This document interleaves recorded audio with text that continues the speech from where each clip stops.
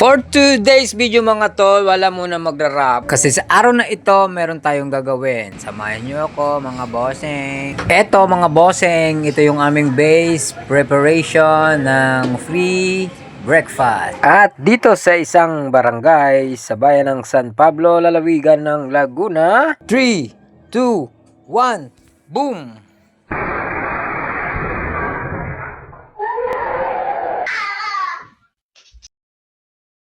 Ito ay isa lamang paalala sa mga magulang na pinapayagan ang mga bata na nagsiselfon habang naka-charge. Boom! Okay mga bossing, balik tayo dito mga bossing sa ating mga kasamang kabataan na nagbigay ng free breakfast. At syempre yan, may haircut, ang hamog, the barber na rapper. Ang barber na rapper. Naman, si Hamog naggugupit. Galing. Follow nyo ako sa Facebook ko ha. Hamog Daily. Ganon din sa YouTube. Hamog Daily. At saka siyempre dito sa TikTok. Hamog Daily. At siyempre gusto ko pa rin ipakita at i-flex itong mga kasama nating mga kabataan. Hindi po sila sakit ng ulo ng lipunan. Hindi rin sila sakit ng ulo ng kanilang mga magulang. Bagkus mabubuting gawa ang kanilang napagtripan. Ito po kasi mga tol ay isang gawain na pinagtatalagahan ng mga kabataan ng MCGI Youth. At sila po ay every 3 weeks meron po silang feeding program. Naghahanap po sila ng mga barangay at kumakausap po sila ng mga barangay chairman. Namimigay sila ng libreng almusal. Pagkatapos may kasabay po yung free haircut. Ayan po pinagtutulong-tulungan. At syempre, masama pa rin kami.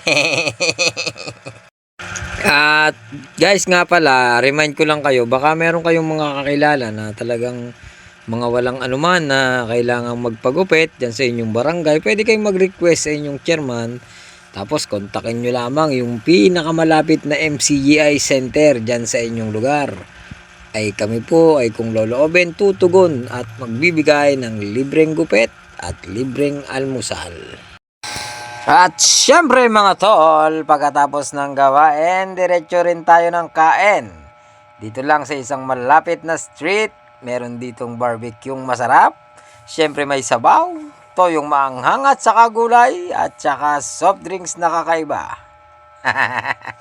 At bago matapos ang araw ay hindi nagpatalo itong ating motorsiklo. Talaga lamang gumawa pa talaga ng gastos. At ito na nga, kakabit na ni Ma'am Boy itong ating gulong dahil bagong palit na ang kanyang interior. Kainamang ka ng motor ka.